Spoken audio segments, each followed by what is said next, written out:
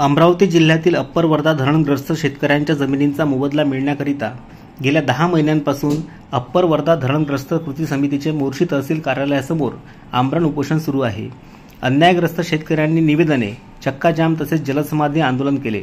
मात्र धरणग्रस्त शेतकऱ्यांची सरकार, स्थानिक आमदार तसेच अमरावती आणि वर्धा या जिल्ह्यांच्या अनुक्रमे नवनीत राणा आणि रामदास तडस या दोन्ही खासदारांनी दखल घेतली नाही।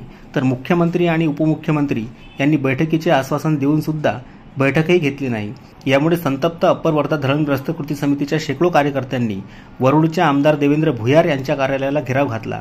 मात्र वेळ मिळत नसल्याचे पाहून संतप्त आंदोलकांनी आमदारांच्या कार्यालयात घुसण्याचा प्रयत्न केला।